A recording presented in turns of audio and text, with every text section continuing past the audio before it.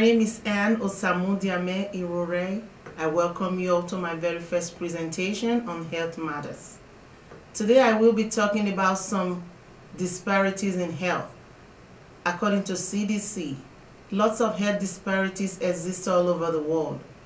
Comparing health between mainstream and minority, male versus female, and developed versus developing countries, we discover that different disparities exist among these groups. What could be responsible for these disparities? After much research, I found out that environment, socioeconomic state, and culture plays a great role in these disparities. Today, I would like to talk about culture and how it affects health, comparing developed with developing countries. To do this effectively, I will narrow it down to one developing country, and that will be Nigeria. How is health handled in developed countries like US versus how is health handled in Nigeria? What are those cultural beliefs that can potentially affect how health is handled in Nigeria? Examples of cultural factors or beliefs that could potentially affect how health is handled include family. In America, it is the spouse or the healthcare proxy or the durable power of attorney who makes decisions for the very sick patient. But in Nigeria, it is mostly the whole family, and that can result in chaos, especially when life decision needs to be made. Another factor is religion. Where do people seek help? In America, sick people go to the hospital and nowhere else. But in Nigeria, most people go to prayer houses. They make sacrifices to the gods, and they only go to the hospital when the condition gets worse. This makes a simple case become very difficult to treat in the hospital due to time wastage. Health belief. Let's use obesity as an example. In America, everybody sees overweight or obesity as a problem. Though there are still people that are obese or overweight, but they recognize it as a problem and they try to fix it. But in Nigeria, majority of the people sees overweight or obesity as a sign of enjoyment. And some people will say, I be chopper, which is a simple way or a local way of saying I'm enjoying. As we all know, obesity can result in many health problems like hypertension, diabetes, hyperlipidemia, and a whole lot more. Another cultural issue is illness or pain expression. In America, pain is the fifth vital sign, which means that after you check temperature, pulse, respiration, blood pressure, you must ask the patient if they are in pain. And pain is usually treated because pain is what the patient says it is. But in Nigeria, when you express pain, it sometimes shows weakness. Like during childbirth, women in America can get epidural or any form of pain medication to help them go through the process. But in Nigeria, 99.9% of women go through childbirth without any form of pain relief. And the women are told not to cry because of certain belief. Another thing is stigmatization. In America, patients freely talk about their psychiatric issues and they therefore get treatment on time. But in Nigeria, psychiatric issue is kept a secret within the immediate family. And most often the patient do not get treatment, and any other comorbidity that they have is not treated because the patient is never allowed to leave the house or even go out of the rooms. How about patient interaction with caregivers? In America, your healthcare provider encourages questions and eye contact.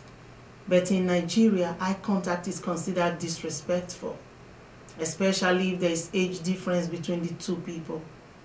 In this case, some people may have questions about the care they've received from their caregiver, but they see their caregiver as a higher person and they're not able to look at them in the eyes or even ask them questions about their care. This can potentially hinder patients' response to treatment, thereby causing health disparity. In all of this, how do we get adequate treatment? What is our responsibility towards our health? How can we take charge of our health if we don't know what to do? And if we want to know what to do, how do we know? This brings us to the topic, doctor's office visit. How important is this visit? First of all, what is doctor's office visit? Doctor's office visit is a well visit, also called a checkup. It's a scheduled appointment with your primary care doctor without you being sick. Before I talk about the importance of regular checkup, I would like you, my viewers, especially those viewing me from Nigeria, to ask yourself these questions. When was the last time I went for checkup? When was the last time I got immunization? What is my next due immunization? When was the last time I took my children for checkup, even when they were not sick? If you have asked yourself these questions, let us talk about the importance of these visits to your doctor. Checkup helps to detect medical problems. It helps to prevent health problems from becoming debilitating or very serious because treatment can be started early.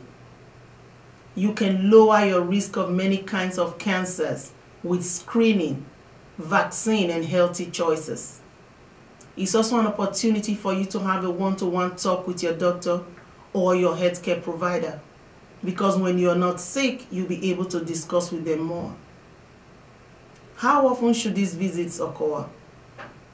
These visits or checkup mostly occur yearly, but you should follow up with your doctor as often as he or she deems necessary. Now, what can be detected in these well visits or checkup?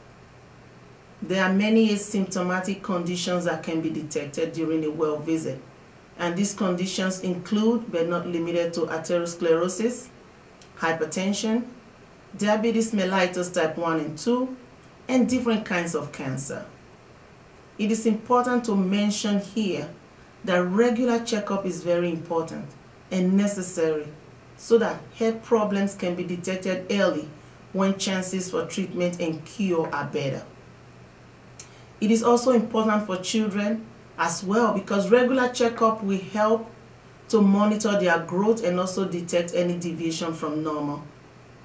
Nigeria is blessed with well-trained, intelligent doctors and nurses, and their jobs will be more effective if we go for regular checkup, instead of waiting for little issues to become very serious before running, screaming, and crying to the emergency room. Everyone can make small changes that could result in big improvement. Thank you all. This presentation was brought to you by my humble self, and Osamudiamen Irorere. I am not only a presenter, I am also a provider and the administrator of Overboard Healthcare LLC. Please contact me if you or your family member needs skilled nursing visit or home health aid services here in Massachusetts. If you live in Benin City and you want to start regular checkup, please contact Fountain of Life Specialist Hospital at number 3B, Ogbesasa Street, off Sapler Road, Benin City. If you have any question, you can email me at overboardhealthcarellc@gmail.com or call me at my office 781-205-4819. Thank you, God bless, and see you next time.